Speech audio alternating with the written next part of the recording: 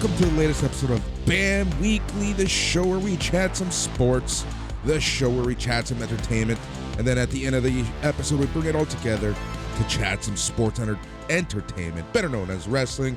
We're your hosts, I'm Boris, and as always, I am joined by Matt.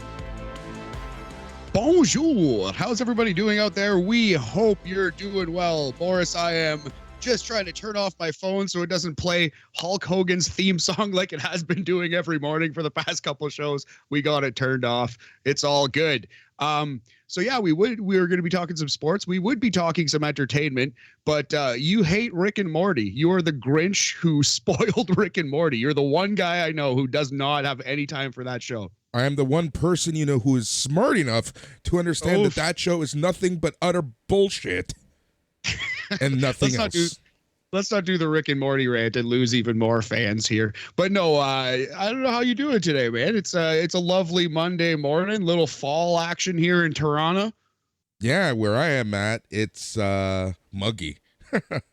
Ooh, gross. No, you never like that humidity, the mugginess. No. It's pretty disgusting. But it's not going to be bad later. It's just this is how it typically is. And then in the morning it gets nice and cold, and then by the afternoon it gets all disgusting again. But that's West Coast, Southwest Coast weather. It's the Southwest Coast. Ooh la la. Yeah. You're not back home, are you? God no. No. No. Not yet. Are you? Requirements for survival each day in LA. Oh man, so how's it going? What's new? What's exciting? What's going on? How's life? Life is good. Roommate drama that I referred to on a previous podcast has been settled. It seems like all is well. The house is calm again, and life is good. I was just enjoying a nice morning on the Toronto Western Front. Yes, indeed. Yeah, I was just enjoying a nice morning coffee with my cat at my feet. I was just like, peace in my home. You know, right. It's so good. So life is literally the worst. It's the worst when like the home life is in flux and there's just like drama and unease and tension around the home. So, I grew up with a little bit of that, but then it went away, and I strive to keep the tension and drama out of my life forever. And let's hope that continues. Obviously, it can't continue forever. I don't want to be too toxic about it, but you can just maintain a positive, chill vibe around your life. And let's get back to that, Boris. Am I right?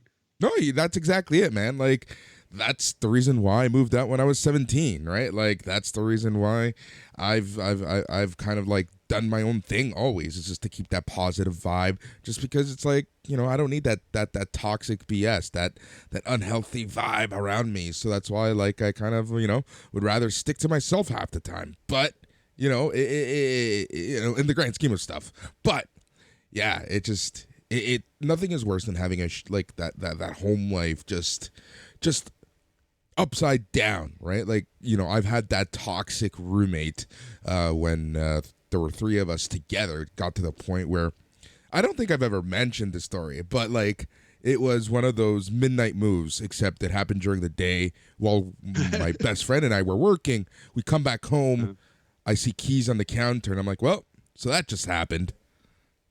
Yeah, and just like stuff gone, cleared out. Yeah, that sucks, man. That's always tough for sure.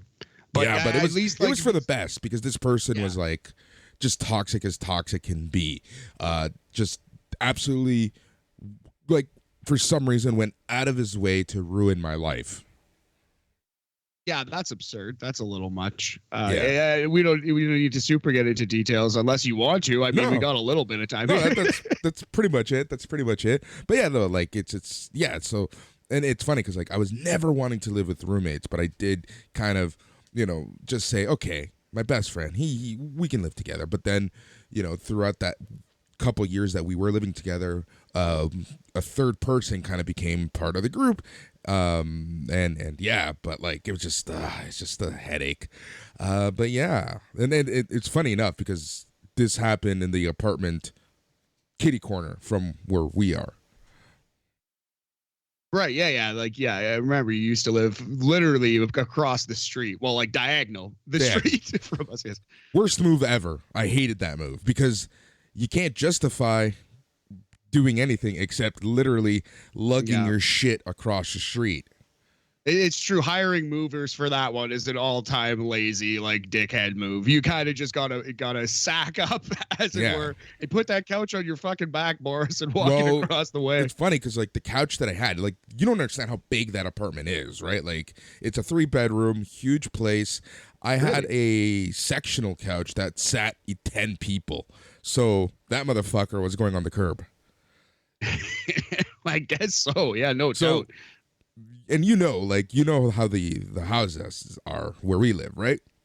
Yes. They don't make it easy to move in and out.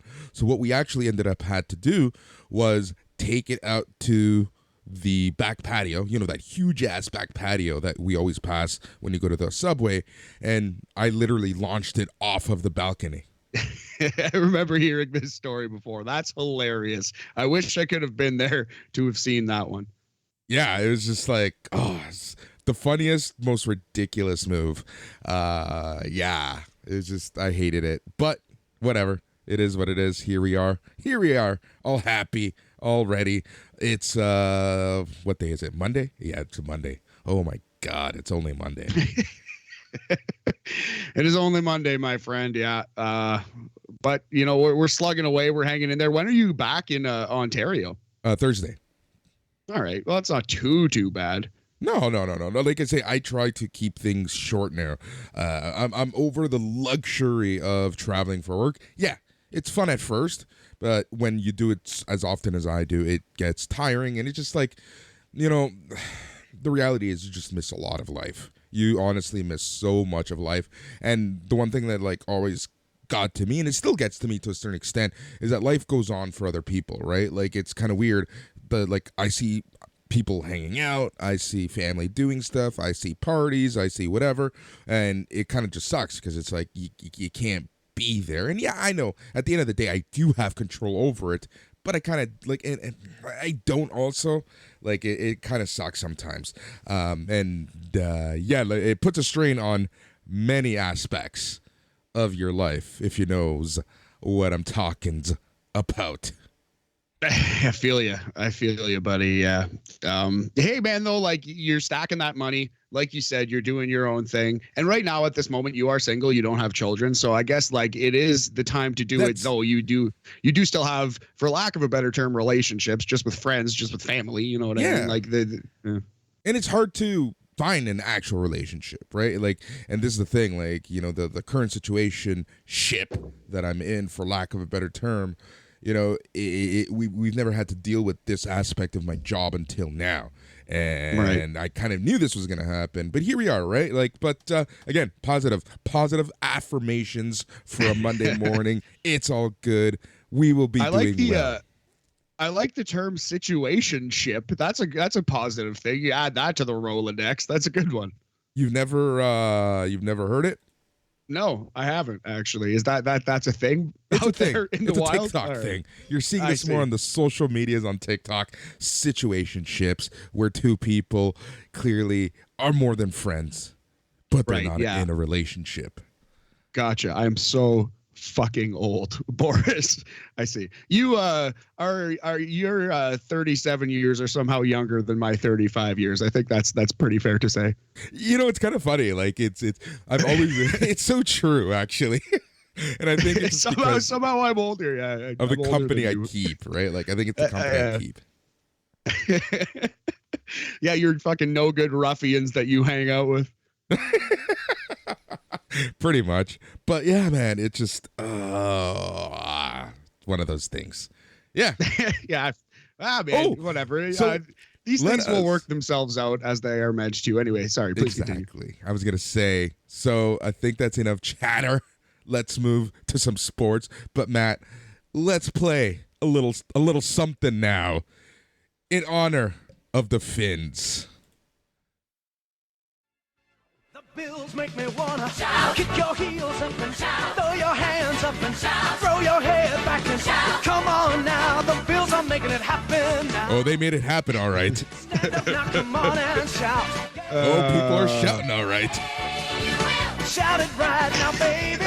Finns fucking won. Come on. I want want to take this opportunity to say two things. One, I'm sure a lot of any Bills fans who are listening are going to remember this when Buffalo cranked us by they're 30. going to absolutely demolish the Finns in December in Buffalo.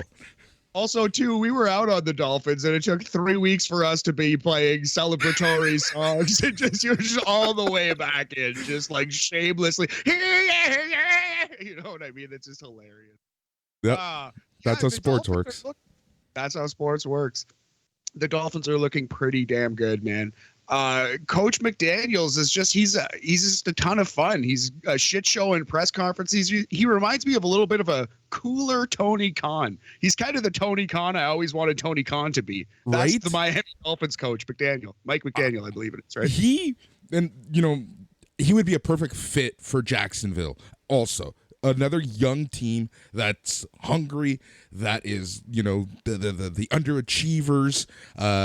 Yeah, dude. Yeah, that coach is something. Yeah, I love him. From Yale. He's not from Yale. He went to Yale. He's from Smoky Hill High School in Aurora, Colorado. That's where he was born and raised. Mike McDaniel. He's really turned this Miami Dolphins team around. They have two of the fastest receivers in all of football. Tyreek Hill, who unfortunately has had some really serious allegations in his past in terms of domestic violence, and that's why we were kind of out on the Dolphins this year. But, I mean, if you're watching football, it's clear that he is exceptionally gifted at this sport, and he's really helping this Miami Dolphins team win. Jalen Waddle, the kid they drafted 2 years ago, is also just a speedster of all speedsters. It's possible the Dolphins have two of the 5 fastest people in the entire sport on their receiving core, and that's why they're having a lot of success. Buffalo was banged up last week. They lost their safety. I believe his name is Micah Hyde, right, for the season. And they were in a bad spot, and Miami capitalized. They did capitalize. Oh, of course. But that's the thing, right? Like, they at least were able to capitalize. It wasn't one of those things where Buffalo still managed to beat them. And I'm not going to say it was a great win. It was a very shaky win. But, when your defense is on the field for 40 minutes, that's quite impressive at the end of the day, right? It is. It's say what you want, right? Like, and let's talk some serious notes here before we get to the elephant in the room. Let's talk about that punt at the end of the game. Holy shit! Yeah. I thought that was going to lose them the game. Oh, it's hilarious. Yeah, I saw on Twitter, and actually even I was listening to a bit of the Bill Simmons and Cousin Sal podcast before we turned to this thing on, and they were saying too this joke of if you punt the ball off of your own teammate's arse and out the back of the end zone, that should be worth more than 2 points. That should be more than a safety. That's like a double safety. That's a touchdown against. That should just be a forfeit. Everyone go home. That's the worst thing you can do on a football field. Yep. So one thing before we get to Tua is I think we've seen a crack in the Buffalo Bills armor, and that is when things aren't going their way, they have a meltdown.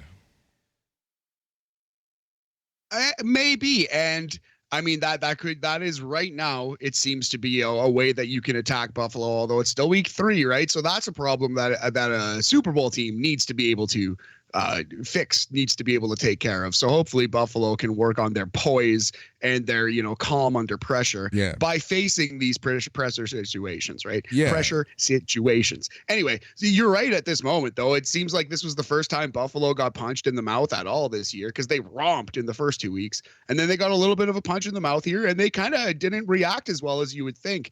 But they did have a chance. The time ran out on them. That is part of what you're saying, though. They were panicking a little bit, maybe, whatever it is. They weren't as it's just football too, right? Like in the second last play, well, no, actually the last play of the game, I believe it was Isaiah McKenzie had the ball and he was scrambling to get out of bounds and he just couldn't get out of bounds because Miami closed off the sideline and tackled him in bounds. So if he does get out of bounds there, Buffalo has one, maybe two more plays, and maybe we're talking about an incredible Josh Allen comeback. It's just a game of inches, man. Well, not only that, but Josh Allen gets himself a absolutely stupid foul in a crucial moment of the game, yes. right? And that essentially cost them the game. That's what I mean about the kink in their armor, right? Like, they need to be a little more I'm gonna say it, tranquilo about things. And this is now because like this is literally the first time all season that they were behind a team. So seeing their lack of poise, the lack of composure for me should be the biggest story of the actual game, the biggest takeaway. That's interesting. I'll agree with that. With the caveat that I don't think it's like the death blow. I don't think Buffalo's fucked. You know what I mean? They crumble under pressure. I think they got punched in the mouth once and they didn't react the best, but it's a long season. You know? Yeah. But you're right. You're completely right. And now let's talk about the elephant in the room, Tua, and that supposed lack of check for the concussion protocol. What do you take of that? All that? I mean, it's football. It is what it is. If they're going to get away with whatever they can on that front, on the hiding injuries front and whatever. So, yeah, I just hope Tua is okay and he didn't suffer a concussion and he's not going out there concussed next week, you know? Yeah. Like, the way he buckled was scary. Like, I saw that live and I'm like, holy shit, he is not well right now. Yeah, man, exactly. Yeah, I was watching the red zone, so I did end up seeing it, and it was like, oof, like that did not look good. That certainly was a giant red flag, and it would not surprise anyone on earth if this man had a concussion. Yeah, but they say that it was his back that buckled. They say a lot of stuff, but yeah, the NFLPA wants a review of the concussion protocols after that, the whole debacle. But here's the thing. Would anyone care as much? Would the NFLPA step in as much if it wasn't the beloved Buffalo Bills getting the L because of this? Like, let's be honest. I'm going to say yes. I don't think the Buffalo Bills have anything to do with it. I honestly think if this was the Jacksonville Jaguars versus the Washington Commanders, this wouldn't even be a story. You think so? Really? I think so, yes. So how is this benefiting Buffalo, though? Because Buffalo would have probably not continued their comeback. They probably wouldn't have, the Miami wouldn't have gotten more points after the fact because he would have been gone for the rest of the game. Interesting. I don't see it. But, hey, man, maybe. There's been dumber conspiracies probably in sports that have been true. Yeah. I still believe with all my heart that Wayne Gretzky bet on the Coyotes the entire time he was coaching them. That's a whole 2-hour podcast. But we just swept that one under the rug anyway. Exactly. It's kind of similar to how people can't open their eyes and notice that Gretzky just was yawning and Doug Gilmour skated right into his stick, causing him to bleed in Game 6 of the 1993 semifinals. This is just an old wound, man. Tough beat for Buffalo Bills /Leaf fans listening to the podcast, which is today. A lot of the same people. Yeah, it's a big crossover. Yeah, a lot of phones getting thrown into like the Lake Ontario today. Yeah, it's kind of funny. Yeah, so and as everyone predicted at the beginning of the year, the Eagles, the Dolphins, and the Giants are the only undefeated teams in the NFL. That's hilarious. You know what I did see, and I didn't bet it, but I'm wishing I would have now. There was a parlay on a bunch of sports sites. There was all 3 Florida teams to make the playoffs, and it was like plus 500 or 600 or something. And I didn't take it because like all 3 was a big ask. Tampa was pretty safe, but Dolphins and Jags, it's looking like that's safe. It's looking like all 3 teams will make the playoffs right now. The Jags should probably win that division, the AFC South. They should. The same way CM Punk should be wrestling right now. Yeah, that's a good point. But hey, good times for Tony Khan right now because the Jacksonville Jaguars look great. They beat the Chargers. They beat the crap out of the Chargers, who were supposed to be this. Destroyed them. The Chargers are supposed to be a Super Bowl threat. Now, Chargers are very banged up. Their quarterback has either broken or bruised ribs. He's got a rib issue, which hurts greatly. Both literally and figuratively. But anyway, yeah, Jacksonville Jaguars, for real, no exaggeration. They have the most talented team in their division. They have the most talent. Yeah. So they should, on paper, win that division. They really should. Yeah, and Fulham, let's look at their other team, right? Fulham isn't doing too bad. Right now, they're in 6th spot in the Premiership, just 1 spot out of a European spot. Top 5 playing in Europe. number 6 is right out. But yeah, they're right there, right? Like they're only 1 point behind Manchester United for that last Europe spot. That's awesome. And man, the last week of AEW was great. Grand Slam absolutely delivered. So hey, Tony Khan on a heater. Yeah, exactly. So what else happened in the NFL? You tell me. There's a couple games I want to highlight here. Chiefs lost to the Colts, but that was one of those games like, okay, so if you played Miami versus Buffalo 10 times, I think Buffalo wins that game 7 out of 10 times, let's say. And Miami wins it 3 times. We got lucky. If you played Chiefs versus Colts 100 times, Kansas City wins that game 99 times. That was a bullshit win for the Colts, and I don't believe it for a second. Their backs were against the wall. They looked like shit offensively, and I think Kansas City was a little I don't know if they took the Colts lightly. It was just tough to go to a home opening game where the team is down 0-2 and they desperately need a win. But yeah, the Chiefs versus Colts. Chiefs lose 17-20, and I do think the story here is that Chiefs lose, not that the Colts win. Yep, I think that's the biggest story, right? Like, and people are gonna want to say the same thing about the Buffalo game, right? Where it's Buffalo that lost the game. To a certain extent, that's kind of what I'm saying as well, right? But the Colts Chiefs game, from what I saw of it, the Colts did not win. The Chiefs screwed the Chiefs. And you can tell, right? Like there was some turmoil as well on the sidelines, right? 1000%. That's the thing. Like, both the Bills and the Chiefs are feeling the weight of their expectations a little bit. And I feel like, the quarterback was yelling at the offensive coordinator a little bit. You know what I mean? Everyone there wants to win so bad and has so many expectations, so much pressure to win that, sometimes you're going to stumble, but let's stumble in September and not December, January, right? I think I read in the Buffalo-Miami game that Buffalo ran 90 plays to Miami's like 39 or 40, like literally doubled them in 40 actual play output. minutes on the field for the Buffalo's offense. Right? Like out of a 60-minute game, Buffalo spent 2/3 of it on the field. So just that alone, Buffalo should have won. And it was the exact same kind of thing with Kansas City and Indianapolis. But Indianapolis just pulled it out. Another game that a team snagged defeat from the jaws of victory. The Detroit Lions blew yet another one against Minnesota. They had Minnesota handily beaten, but the Vikings came back and won 28-24.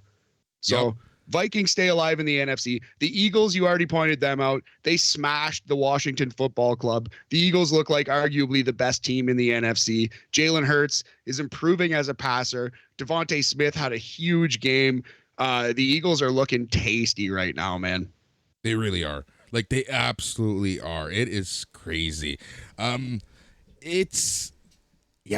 Eagles are one of those teams that, like, I feel for their fans just because I know they're fans. Because, Philadelphia fans are the most common-sensed people in the world.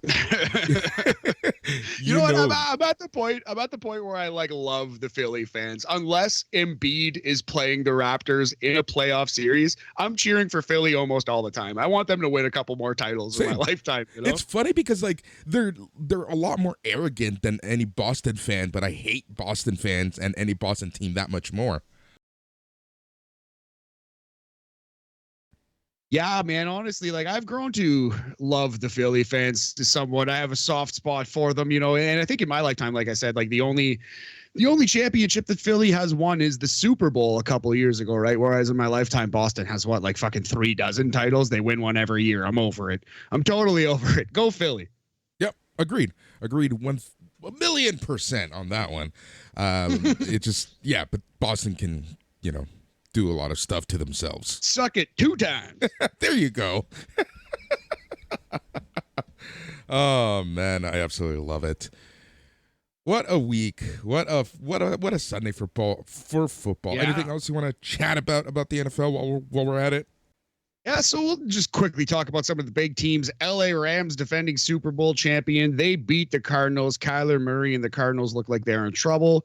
Green Bay Packers beat Tom Brady and the Buccaneers. Stinky ass game, 14-12. Buccaneers were missing their top 3 wide receivers though, so I wouldn't pay that one too much mind. If anything, think Green Bay should have beaten them by a little more. Also, the Broncos beat the 49ers. Russell Wilson does not look good for Denver. That's a weird, gross game. 11-10 final on Sunday Night Football. So yeah, some strange scores. A lot of gamblers probably lost some money this week, homie. Yep. Yeah, it was a very strange week. This entire season's been really weird for the NFL. Like, especially like the way that week 1 went, you should have known that this is not going to be a fun year for gamblers.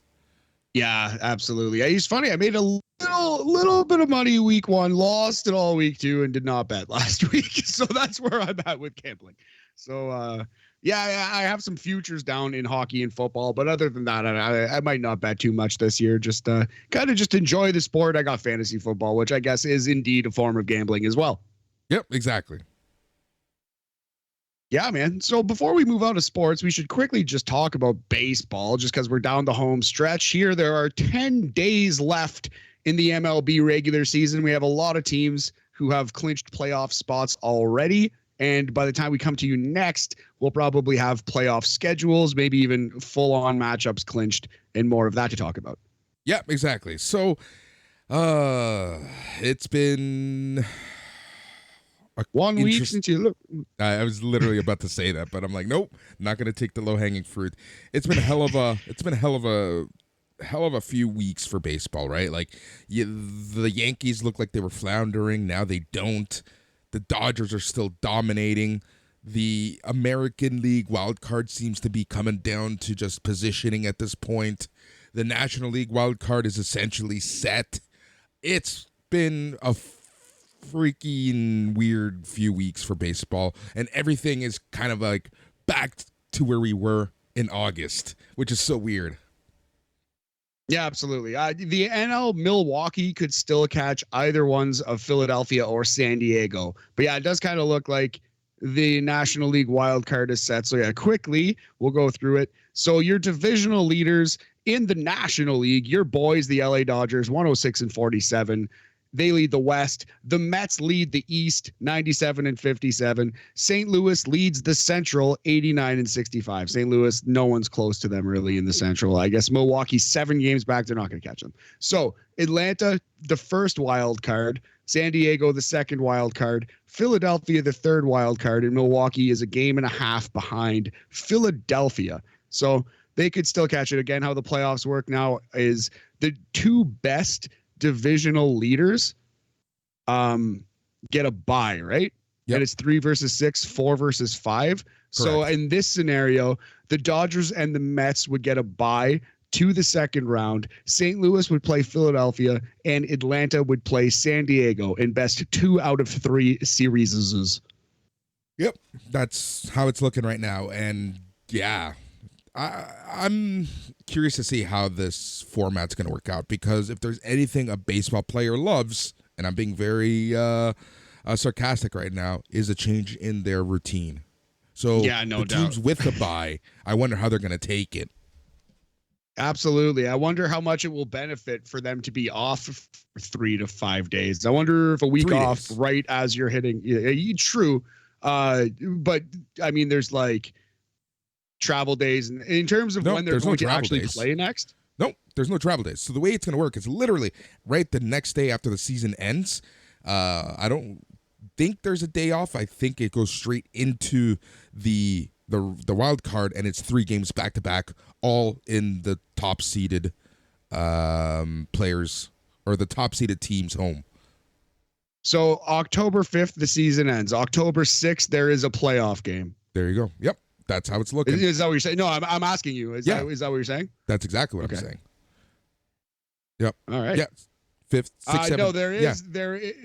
No, there's not. There's no playoff games on the 6th. The 6th is reserved for if there's a tie. If they need to play a 153. I think. Well, there's no more 163. There's no more 163. You're right. You're right about that. I did remember reading that. But yeah, there's no game on the 6th. It goes Wednesday, October 5th, Friday, October 7th. Anyway, this is a very dumb, small argument. No, but the point is, it's like, so 1 day off and then 3 straight days. And then I think that's, I think that's kind of by design so they don't get cold.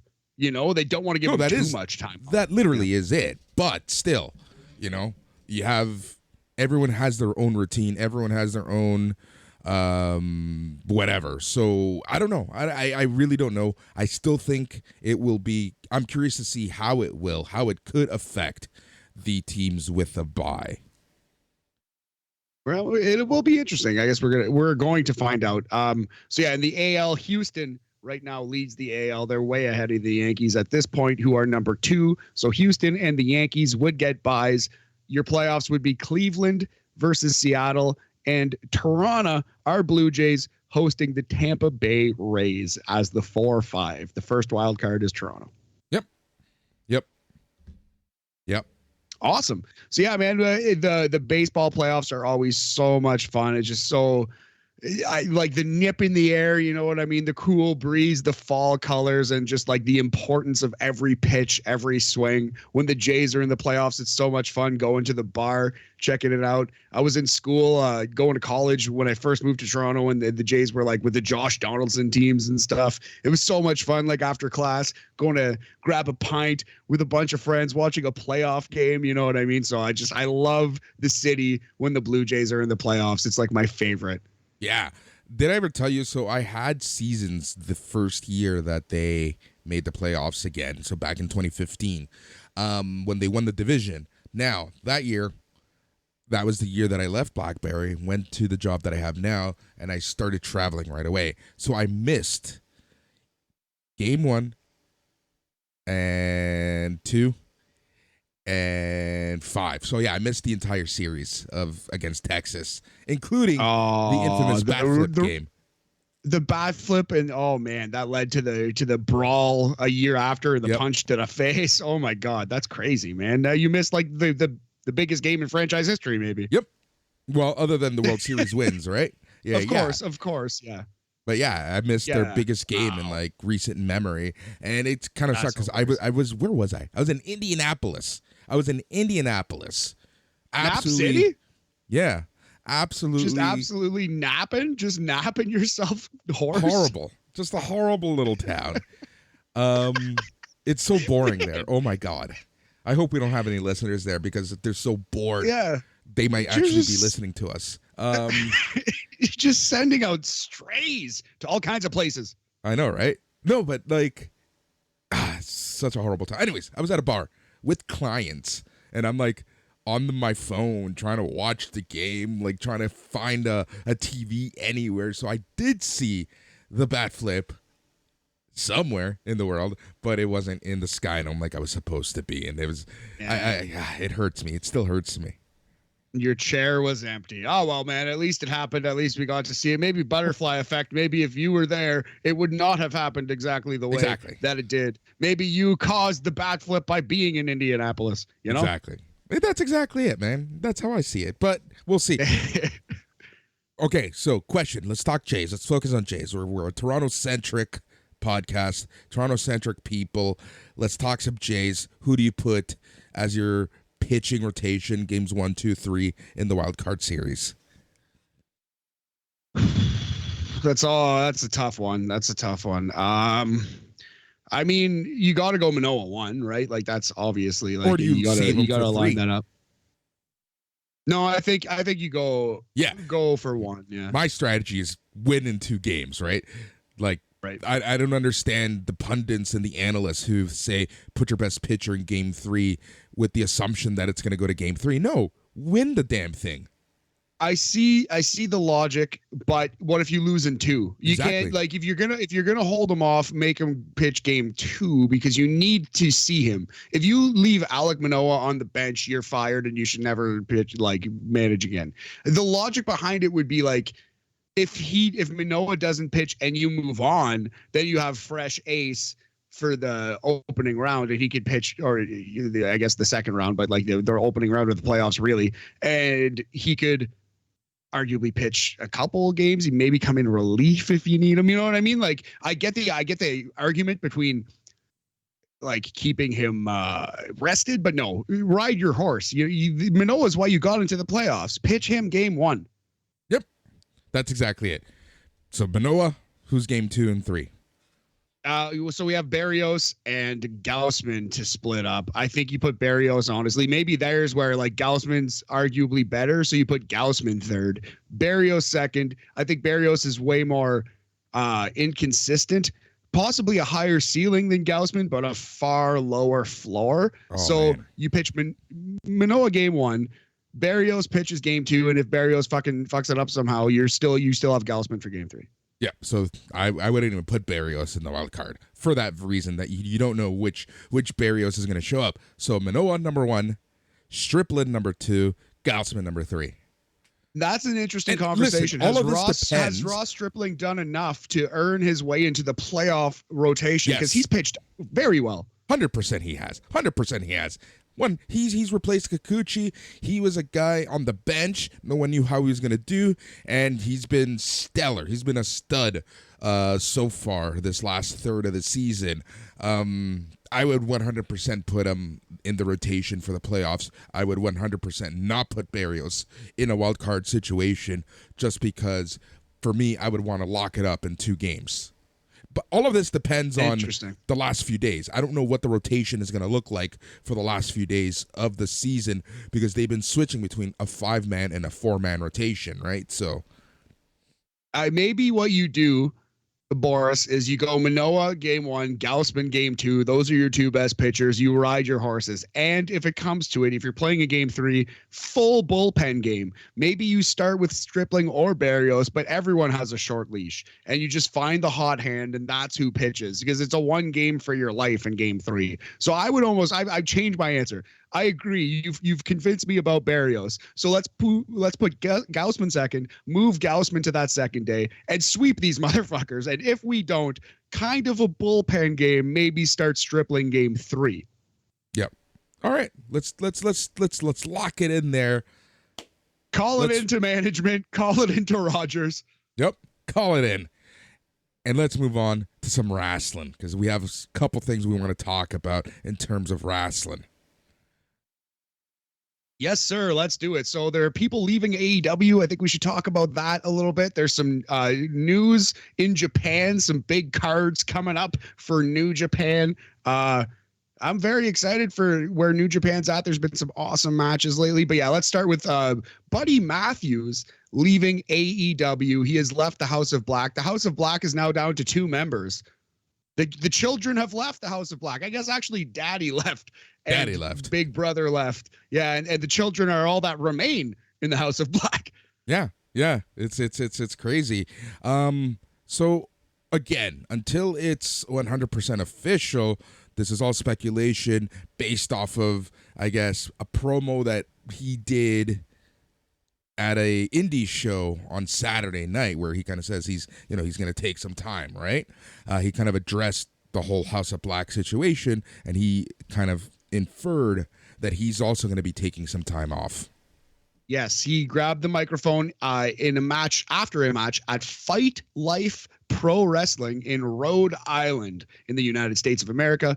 Buddy Matthews told the crowd that he was going to be the bearer of some bad news. Unfortunately, I, like some of the other members of House of Black, need to go away for a while. I need to recalibrate. I need to figure out some things. But as my brother Malachi once said, this is not goodbye. This is see you later. So that is a quote from young Buddy Matthews, who is taking some time away from professional wrestling. It looks like. I hope he's okay.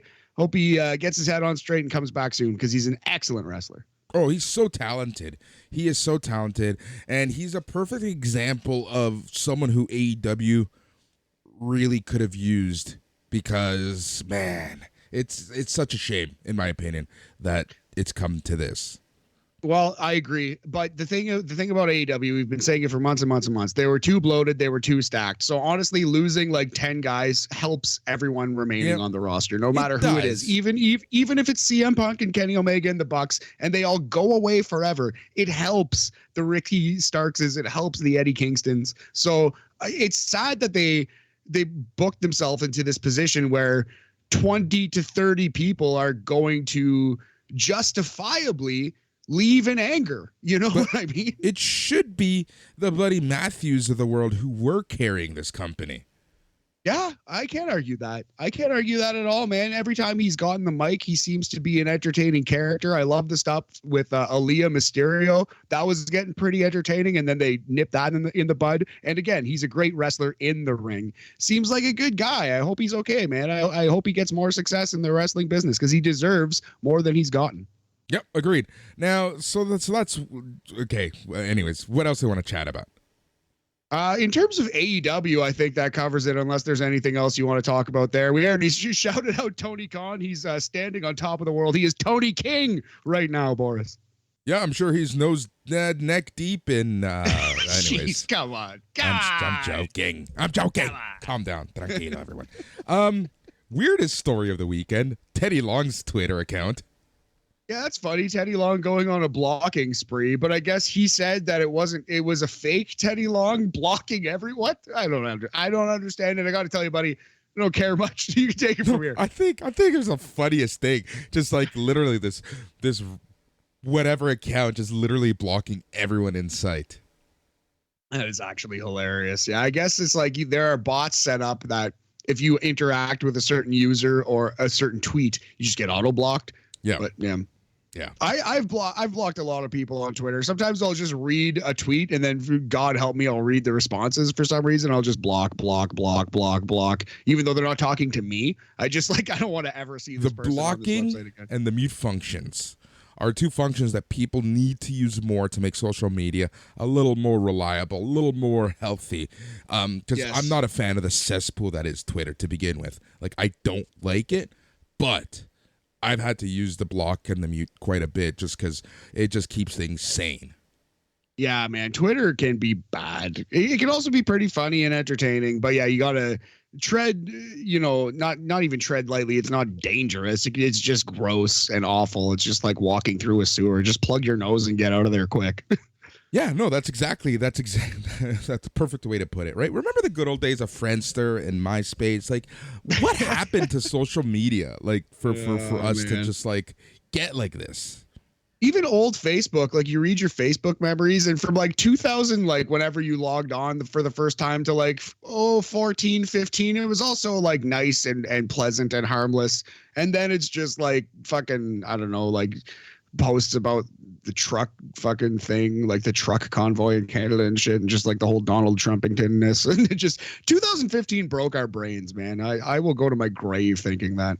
Yep, agreed. I can't deny that. Like, there's something about the 2016 American election that just like changed everyone's perception of everything. And for lack of a better way to put it, I think we just saw that bullshit works. Like Donald Trump rose to the absolute top of the world, and he got every dream he ever had. We made him the most famous person on earth and the most important man in the world just by talking shit. And that's why everyone talks shit now, because we saw that it works. It's that simple. Yeah, I think that started breaking our brains, and the pandemic kind of ended it, and now we're just all fucked. Anyway, Japanese wrestling. Tons of stuff going on there. So let's want to talk about the Royal Quest cards now that they've finally been released. Yes, sir. Yeah. So we have Royal Quest 2, Night 1 and 2. That's October 2nd and October 3rd, I believe. Or is it October 1st and 2nd? It is October 1st and 2nd. And 2nd. Yes. So we have 2 cards, 2 nights, Royal Quest 2. It is the New Japan show in the United Kingdom. Crystal Palace Indoor Arena, to be exact. Here we go. So night 1, it is going to probably be main evented by FTR versus Aussie Open for the IWGP Tag Team titles. More than likely, that should be the main event. I'll be shocked if it's not. I think that's your main event. I think Aussie Open win the titles. That's your main event. That's going to be a banger. All-time classic potential there. Will Ospreay versus Shota Umino. That's going to be a fun one. Should be a fun one. I'm looking forward to that. Yes, yeah, should be a fun one. We'll see. We have an 8-man tag Bullet Club of Guido, Doc Gallows, Carl Anderson, and Switchblade Jay White, my boy, versus Hikuleo, Jado, Hiroshi Tanahashi, and Tama Tonga. Sure, why not? Yeah, let's do it. Sure, perfectly fine. Tag team match: Okada and Ishii Tomohiro Ishii representing Chaos versus Jonah and Bad Dude Tito. Love me some Bad Dude Tito. I love Bad Dude Tito. This match is one I'm really looking forward to because I'm loving this Jonah Okada feud that's going on. Same, and I'm going to touch on another card after we go through all these because we have the next Jonah versus Okada match finally announced. But yes, we have a 6-man tag here. Your boys Los Ingobernables of Hiromu Takahashi, the Time Bomb, Sonata, and Tetsuya Naito versus Suzuki Goons, Dookie, El Desperado, and Zack Sabre Jr. Look, say what you want about all these multi-man tags. I'll talk shit about them a lot. But this is actually one I'm looking forward to. Yeah, ZSJ, he is the boy. He is our all-time boy, maybe here at BAM. He's the guy we like the most, perhaps. Gideon Gray and the Great Okan versus Ricky Knight Jr. and Michael Oku. That's an interesting match right there. Good to see some British talent. Michael Oku. Is Ricky Knight British as well? I don't know. I'm not sure. I'm going to assume he is, but he is the Rev Pro champ. Right. Oh, dope. There you go. I am not familiar with the works of Ricky Knight or Gideon Gray, so it'll be cool to check this one out. I know Michael Oku. I know the Great Okan quite well, so excited for that one. That should be good. If you're on any social media, you know Great Okan really well. Yeah, right? How could you not? He fucking kills it on Twitter. Kanji and Jazzy Gaber versus Alex Windsor and Ava White. That's a tag team match to set up future IWGP women's title tournament matches right there. Jazzy Gabert, like that's someone who I will be shocked if she isn't in a IWGP women's title position. Yeah, she needs to be. That's a good choice. I feel maybe your final is going to, or your semifinal, I think, is going to be Kyrie versus Jazzy. Yeah. Oh, I swear we saw that match in the Mae Young Classic at some point. We actually might have. That's a really good call. We actually may have. Night 2's card, Naito versus Zack Sabre Jr. They always deliver. That will be a great match unless it ends in 2 minutes via injury. Like there's almost zero chance that's anything but great.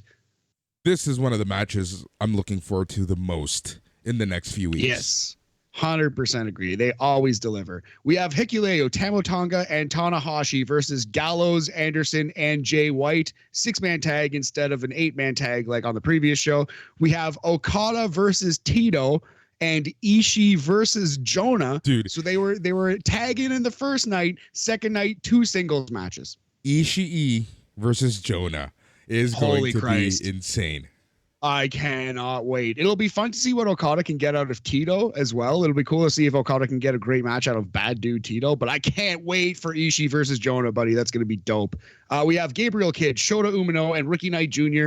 and FTR in a 10-man tag versus Gideon Gray, Great Okan, Will Ospreay, and Aussie Open. That one actually has a lot of potential.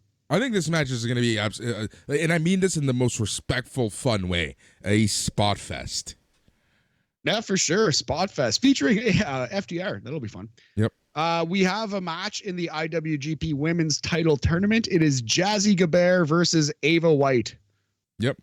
I just noticed the name of the next tag team.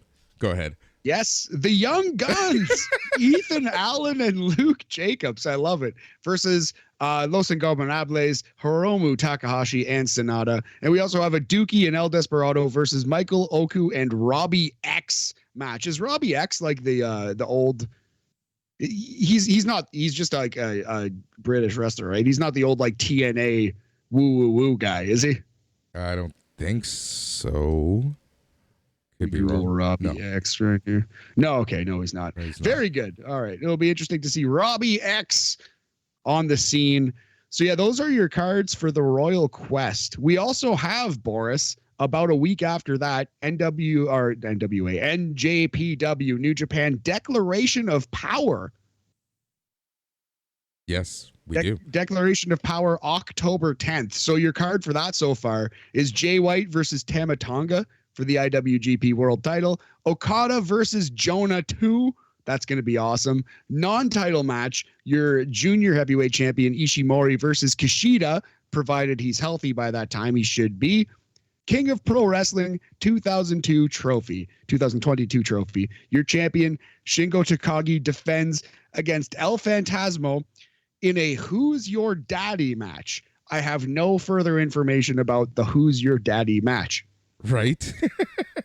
Also, Red Narita Homecoming. So yeah, Declaration of Power, which I think has replaced King of Pro Wrestling. Yeah, that's what it's looking like.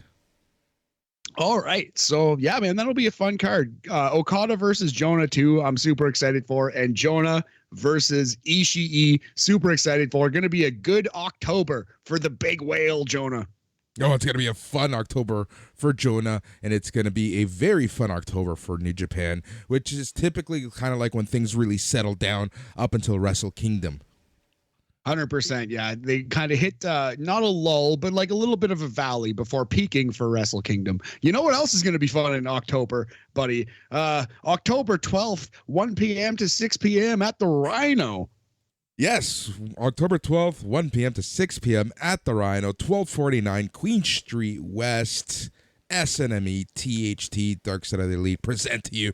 Bash at the Bar. Come on down. Everyone's invited. It is free to come in. All you needs to do is pay for your own food and beverages, but we've got you covered. We got some space and a celebration of wrestling, awesome prizes, special guests, maybe even a joke or two told by this guy, as I point to Matt in my non-existent camera. Yes, yeah, I'm probably do a couple minutes of stand-up, maybe write like a roast set for like 5 or 10 wrestlers, make fun of CM Punk and Kenny Omega for being bitches, and get out of there. You know, it'll be a lot of fun. I'm also, I haven't talked to you about this, so I should mention it probably off the air, but fuck it, whatever. Like there's a WWE Trivia TO. They haven't done anything in a long time. We should reach out to them, maybe try to do a little trivia contest. That's actually one of my notes somewhere. Was like, I wonder what's his face? Old Don Cook. Yeah, what he's doing. Old Don, yeah, he's a good guy. He's got some hot takes on Twitter. WWE Trivia TO. Don's a really good guy though, and I've had a lot of fun at those trivia nights. So maybe we'll give him a ring, see what's going on. A ring a ding ding. Yes, sir. So yeah, do you want to talk about Impact, or do you want to just close our laptops and get the fuck out of here? All right, let's talk about some Impact. Okay, so was it Victory Road, Boris? Was there a Victory Road to be walked? It was Victory Road at the same time as AEW Grand Slam Rampage, and I gotta say, this show, Victory Road, was a lot of fun. Fucking Impact.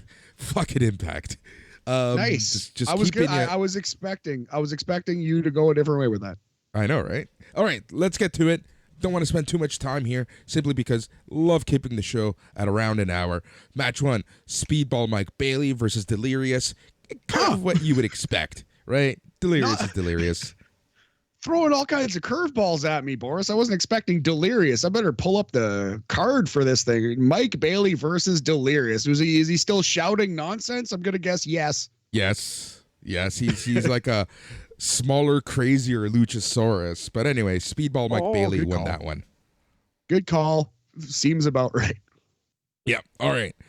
The second match was Honor No More's Vincent and PCO versus the Motor City Machine Guns, Chris Sabin and Alex Shelley. Motor City Machine Guns won. This match was a lot of fun. PCO is insane. I don't know how he still does what he does at the age that he is. I really don't get it. It's we've said this before about him. It's just like if he never stops, he'll never feel the brunt of his bumps. I don't know what's going to happen though, man. Like literally he's just going to do a front flip off of the top rope and explode into a pile of 1,000,000 bones. And I know human beings don't have 1,000,000 bones, but somehow 1,000,000 bones will come out of this man, and that's how he dies. Yeah. Honestly, put him, Ricky Steamboat, and Ric Flair in the ring, and let's see what happens. Oh my God. We don't have to put Ricky Steamboat in that class. It's just, yeah. I don't know why I thought of Ricky Steamboat. I guess it's because he's getting more coverage because of his comeback match, right? Right. No, it makes sense. Yeah, it's a triple threat match. PCO versus Ricky Steamboat versus Ric Flair. Your winner, time. Giselle Shaw versus Mickie James. This match was actually pretty good. Giselle Shaw's always fun. Mickie James, just an absolute legend. Mickie James ends up winning this after a last Sorry, she ends up winning this, and her kind of her last hurrah continues, which is moving into Bound for Glory in just a couple weeks. Oh, true. Now, yeah, it's on a Friday. Bound for Glory is right. Okay, put a pin on that. We're gonna talk about this right at the end of the show because when I was speaking with Mike yesterday, something dawned on us.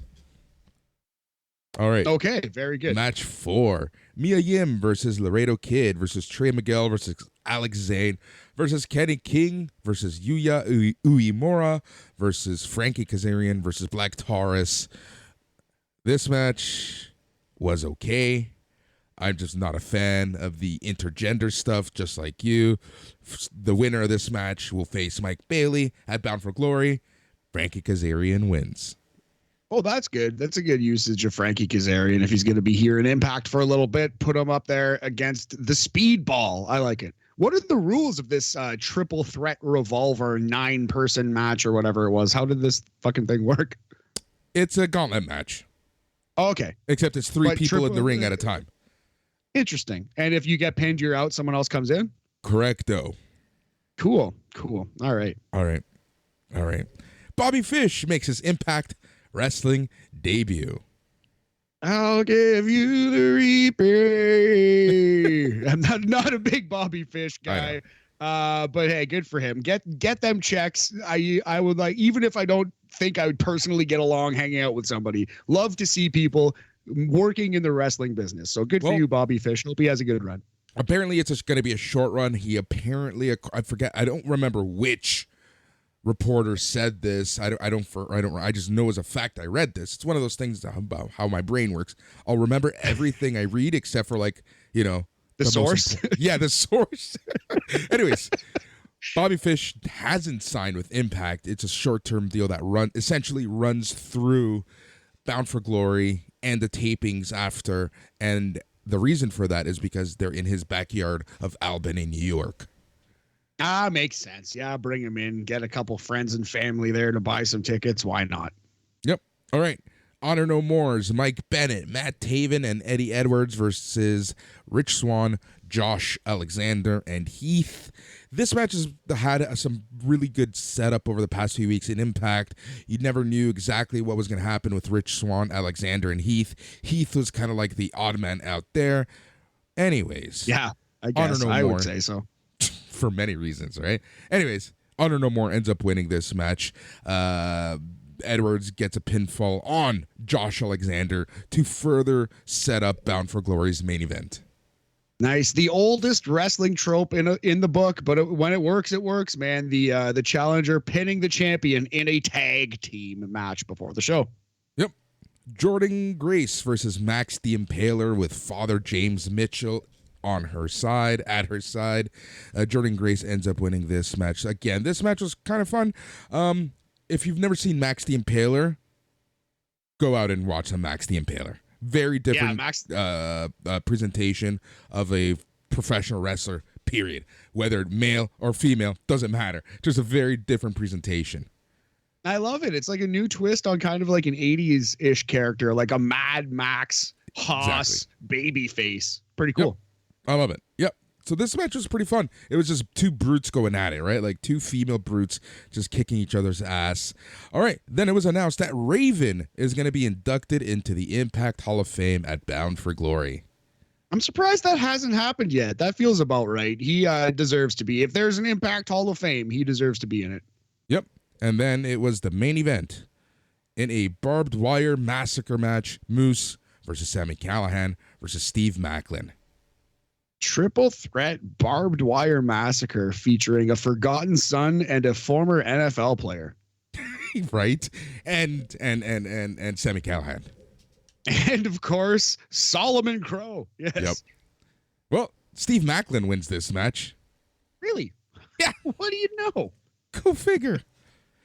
Yep. So Sami Callihan's going for a cactus driver. First off, Sami Callihan's ring attire, awesome. Little tribute to Mick Foley with the a Cactus Jack-like shirt and a red and black flannel. Anyways, Sami Callihan goes for a cactus driver. Macklin hits him with a low blow to escape. A KIA onto the barbed wire door. This is how Macklin ends up winning. Moose wasn't even figured into the end, but that's that. Steve Macklin wins.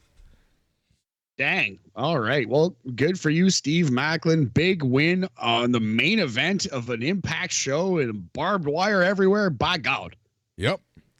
That was a thing. But yeah, no, pretty fun show. Moving on to Bound for Glory. Bound for Glory Friday, October 7th. All right, this is where things get a little dicey, Matt, because do you know what is on Saturday, October 8th? Saturday, October 8th. Off the top of my head. Is it Extreme Rules? Correcto. Oh, dang.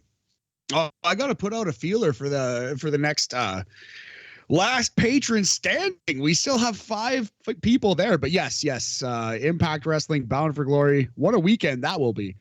Yeah. So here's where things get, well, not dicey, but interesting. Is so we have the after party, right?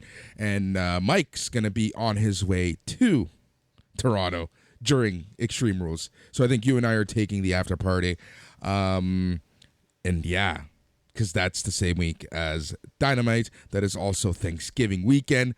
Crazy busy weekend here. So we have Bound for Glory on the Friday. We'll talk about that on BAM on the Monday. And then a live after party for Extreme Rules on the 8th, right after the show on Saturday. That's our weekend in a nutshell, my friend. Interesting. So wait, is the 10th then, October 10th, Monday, a holiday in Canada? Yes. That's Thanksgiving Monday? Yep. My God, Boris. All right, cool. All right, sounds good. What are we going to do a Bound for Glory review after the show? We're gonna have to. Or are we just gonna put that on? Are we gonna put that on BAM? Like, I know we're gonna talk about it.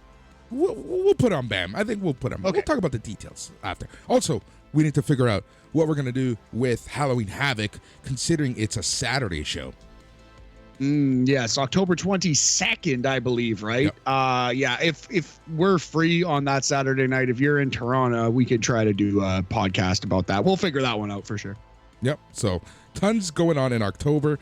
It's October's coming up. So patrons, again, thank you always for supporting the show, for helping us do what we do, for keeping the lights on, literally, on this here SNME network. Patreon.com/SNME radio for anyone who wants to join. Just $5 a month. You get one wrestling show a day, plus a bunch of extras, plus God knows how much other stuff, interviews and all that fun stuff. Just remember, Wednesday, October 12th, 1249 Queen Street West, The Rhino, 1 to 6 p.m. Before we all go down and watch some Dynamite, let's have a pint or 10. Let's chat some wrestling. Let's laugh some wrestling. Let's celebrate wrestling. That's going down too. So much going on, man. It's just crazy. Yeah, man. Before Dynamite, let's dine and pints, right? That was terrible. Oh my God, that was terrible. Okay, let's go. He's Matt. I'm Boris. Stay tranquilo. Goodbye. Yeah.